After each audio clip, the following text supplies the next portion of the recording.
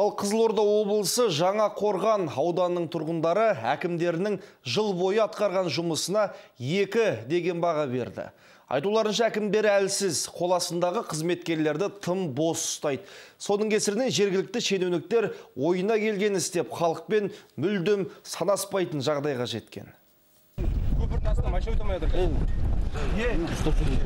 Осыдан тура 1 жыл бұрын Жаңақорған орталығын су басқан кезде аудан әкімнің орынбасары жапа шеккендерге көмектесудің орнына олардың өзіне дүрсе қоя бергенін халық әлі ұмытқан жоқ. Дөрекі әкімге қатаң ескерту жасалғанымен аудандағы жағдай өзгермеді. Тұрғындардың айтуынша әкім қол астындағы қызметкерлерін еркіне жіберген.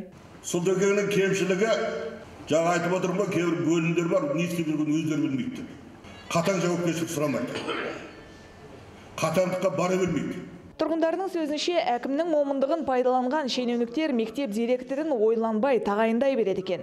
Бүкіл аудан бойынша тесттен ең төменгі бал алған адамды мектептің директоры қылады. Өзге совхозында ең төменгі аудан бойынша мектеп бал алған директорда барып қояды. Бұл недіге басқарады? Ауданда ауыз су проблемасы да өткір күйде тұр.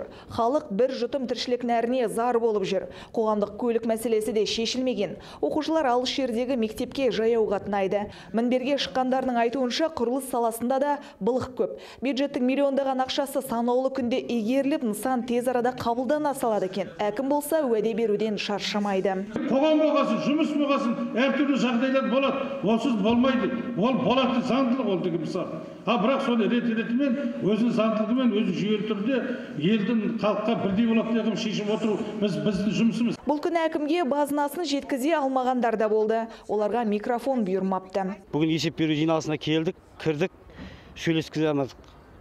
Сөйлестірмеді. Әкімнің жұмысы қандай баға қойсыз? Өте нашар. Көшеде тазалық вообще жоқ. Көшенің бәрі мусор. Жаңақорған ауданы күл-қоқысқа айналған. Әкімнің жұмысына біз 2 қоямыз. Әкім есебін беріп болысымен, лауазымымен қош айтысты. Басқа қызметке ауысуына байланысты. 3 жыл әкім болған Сұлтанбек Тәуіпбаевтың орнына басқарма басшыларының бірі тағайындалды. Жаңақорғандықтардың жаңа әкімге артатын үміті зор. Қордаланған мәселелерді шешіп берсе деп тілейді олар.